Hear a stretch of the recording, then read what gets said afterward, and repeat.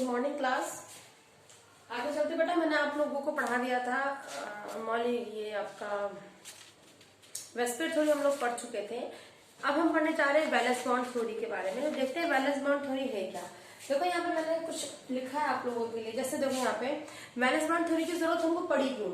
याद रखेंगे हमारे पास जो वैलेंस बॉन्ड थ्योरी है,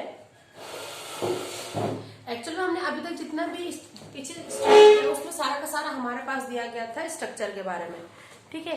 लेकिन ये कहीं भी स्ट्रक्चर और शेप तो बनाए गए थे, लेकिन क्या किसी भी शेप में, चाहे वेस्पर थ्योरी हो, चाहे हमारे पास लुईस की अप्रोच हो या लुईस का कोई थ्योरी हो हमारे पास, क्या इन्होंने कहीं पे भी एक्सप्लेन किया आप लोगों में कि उसका बॉन्डिंग नेचर कैसा होगा, वो किस तरीके की बॉन्डिंग बनाएगा। ऐसे बॉन्डिंग नेचर के बारे में कुछ भी एक्सप्लेन नहीं हुआ था। तो उस चीज से निकलने के लिए हमारे पास वैलेंस थ्योरी भी है, वैलेंस बॉन्ड थ्योरी हमारे पास आई है, जिसको दिया गया था हिटलर और लंदन ने जो है इस थ्योरी को क्या किया था, बनाया था या दिया था, और उसके बाद पॉली ने इसको आगे की तरफ लेकर गए थे, ठीक है। इसमें क्या है, देखो वैलेंस बॉन्ड थ्योरी के अंदर आपको पढ़ना क्या है। ये थ्योरी एक्चुअली बेस्ड है किस चीज के ऊपर, एटॉमिक ऑर्बिटल के ऊपर, कि एटॉमिक ऑर्बिटल किस तरीके के होंगे, एस होंगे, पी होंगे, डी होंगे, इस तरीके के ऑर्बिटल के बारे में बात की गई है। इलेक्ट्रॉनिक कॉन्फ़िगरेशन ऑफ एलिमेंट इसके अंदर बताया गया है। यानी इन सब चीजों की समरी बना के आपके पास वैलेंस बॉन्ड थ्योरी आपके पास लाई गई है, ठीक है। इसमें आपको ओवरलैप क्राइटेरिया पढ़ने को मिलेगा किसी भी एलिमेंट का, किसी भी एटॉमिक ऑर्बिटल का।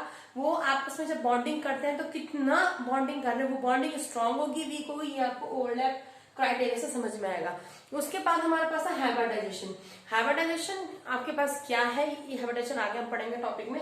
लेकिन हाइब्रिडाइजेशन प्रिंसिपल ऑफ वेरिएशंस किस तरीके से उसमें चेंजेस आते हैं, ये सब चीजें हमने पढ़नी है वैलेंस बॉन्ड थ्योरी के अंदर। उससे पहले मैं स्टार्ट कर रही हूँ यहाँ पे आपके पास फॉर्मेशन ऑफ हाइड्रोजन बॉन्डिंग। अगर हम सिंपली लेते हैं हाइड्रोजन बॉन्डिंग लेते हैं तो हम देखते हैं, हमको पता है कि इसकी बॉन्ड डिसोसिएशन एंथैल्पी बहुत ज्यादा होती है, और इसी बॉन्ड डिसोसिएशन एंथैल्पी के बारे में कुछ भी एक्सप्लेन पहले नहीं किया गया है।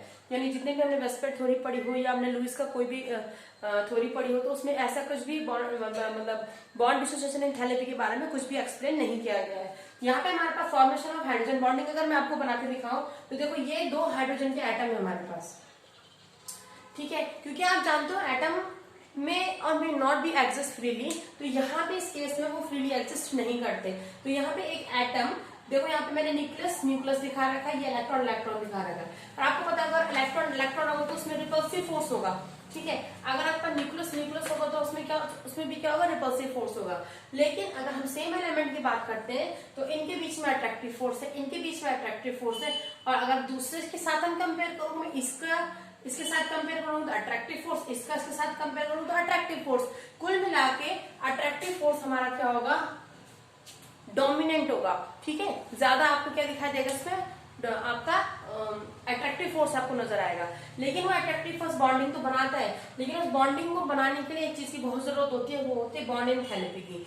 यानी जब कभी भी कोई बॉन्ड की फॉर्मेशन होगी तो कुछ ना कुछ एनर्जी उसमें से जरूर रिलीज होगी, क्योंकि जब तक एनर्जी रिलीज नहीं होगी किसी भी बॉन्ड की फॉर्मेशन नहीं होगी। तो यहाँ पे वो कहते हैं कि जब हमारे पास एक ऑर्बिटल आता है हाइड्रोजन एटम का, वो दूसरे हाइड्रोजन के एटम के नजदीक जाता है तो वो आपस में ओवरकम यानी कि ओवरलैप होते हैं इस तरीके से।